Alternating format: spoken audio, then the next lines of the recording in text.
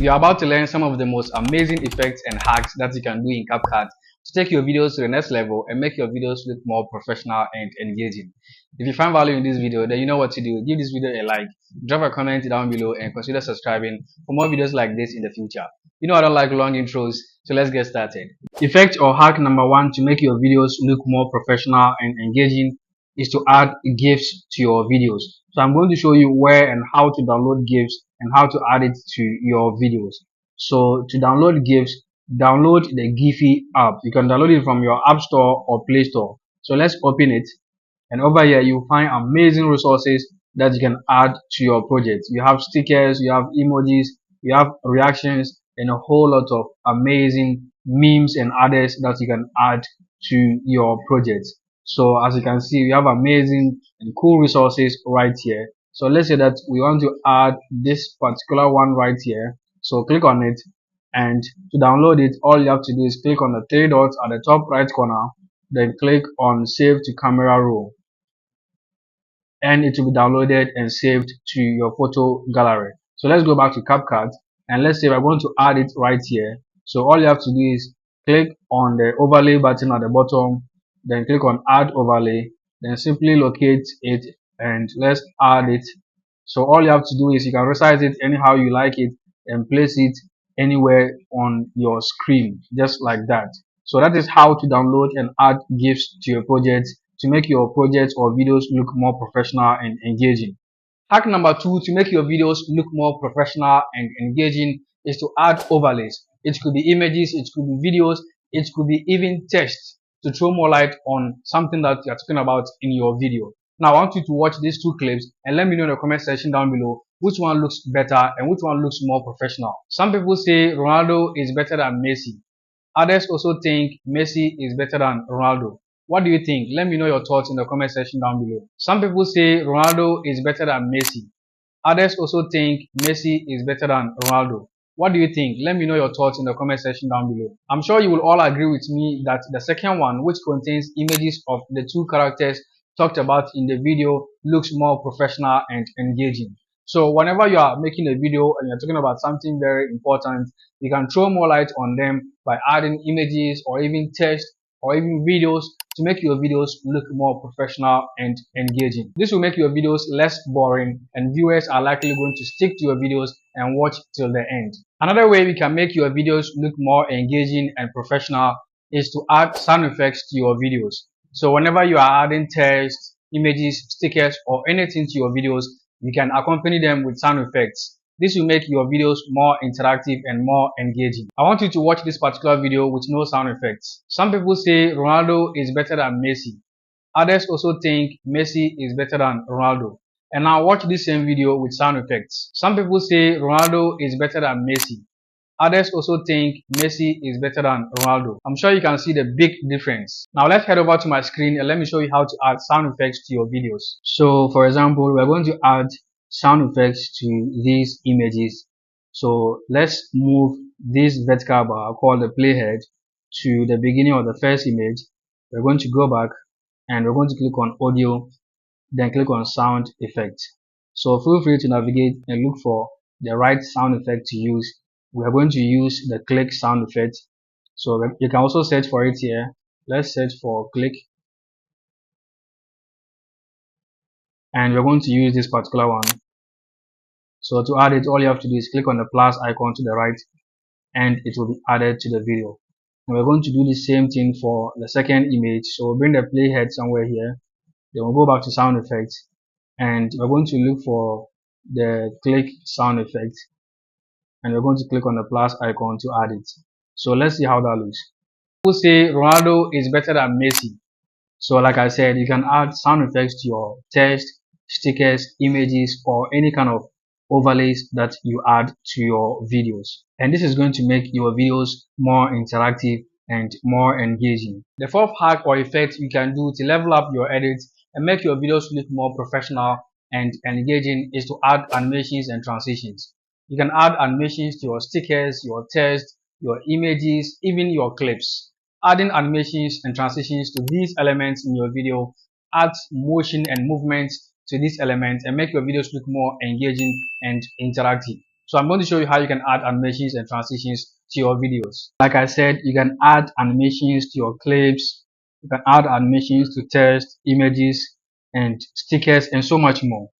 So I'm going to show you how you can actually do that. So first of all, we're going to add animations to this particular clip. So once it is selected, click on animations at the bottom. So usually I add animations at the beginning of my videos. So if you look here, we have in animation, which basically affects the beginning of a video or clip. Then you have out animation, which basically affects the end of the clip. Okay, then you have combo, which basically occurs throughout the clip or video. So let's go back to in. So you can see we have slide up, mini zoom, and a whole lot of them. So feel free to explore them and look for the one that you like. So I usually add the zoom effects. So we have zoom 1, we have zoom in, we have zoom 2, and a whole lot of other zoom effects. We have zoom out, you have fading here. So like I said, I usually use the zoom effect at the beginning of my clips. You can feel free to explore them and look for the one that you like. At the bottom, we also have the animation duration, which basically is how long the animation takes to occur. Alright, so I usually use the default 0.5 seconds. Let's click on OK. And next, we're going to look at the text. So you can also add animations to your text. So once it is selected, you're going to scroll to animations at the bottom, click on it. So we also have in animation here, out and loop. So the in basically is the animations at the beginning of the text. The out is at the end. The loop basically occurs until the text is over. So feel free to explore them. We have fade in typewriter, which I use most often. You have open, you have type 1, you have showing up, and as you can see, most of them are on the pro version, but you have cool ones here which are on the free version. So feel free to explore them and look for the one that you like. Also here at the bottom, we have the animation duration. You can drag it to your preferred time. So let's click on out, and we're going to give it something.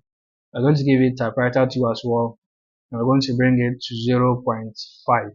Let's click on OK. I also have an image here, which is basically my own custom subscribe button. You can also add animations to it. So I'm going to go back, click on it, and we're going to select it.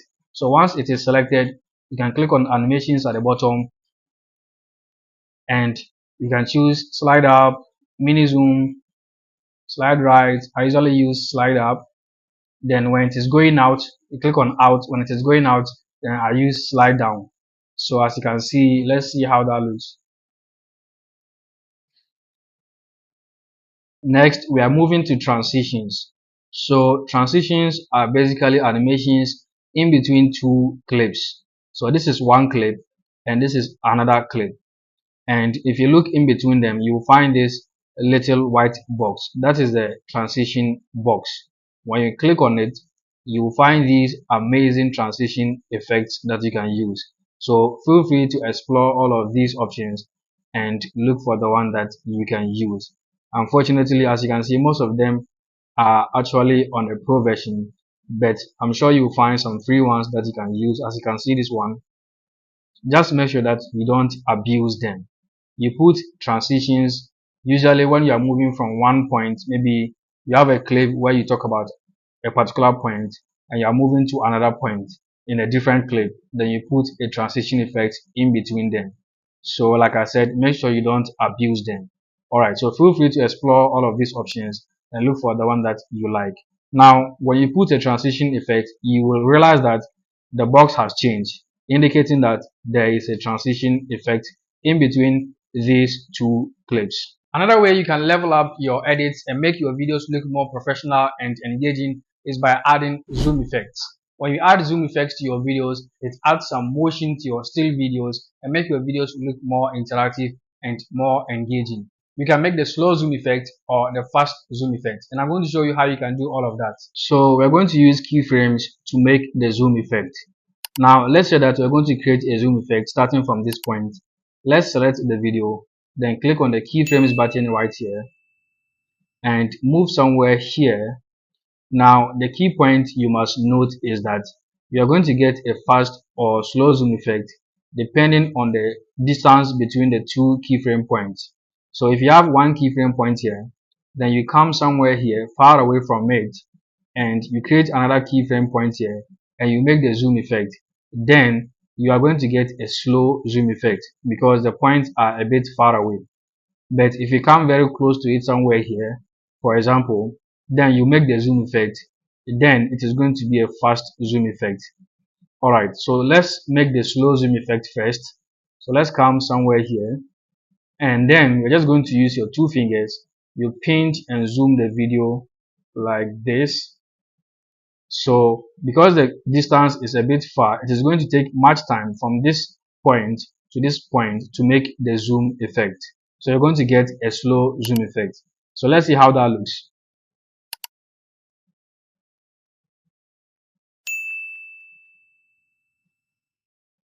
Okay, so we are going to undo and now I want to make a fast zoom effect. So you have your first keyframe point here and we're going to come somewhere very close to it. Then we pinch and zoom like that. Now because the distance is very close, it is going to take less time to make the zoom effect. Hence, you're going to get a fast zoom effect. Now let's see how that looks. And that brings us to the end of this tutorial. If you found value in this video, then give it a like and consider subscribing for more amazing content coming your way. Also, let me know in the comment section down below which tip you found very useful and let me know which topic you want me to cover next. Thanks for watching and I'll see you in my next video.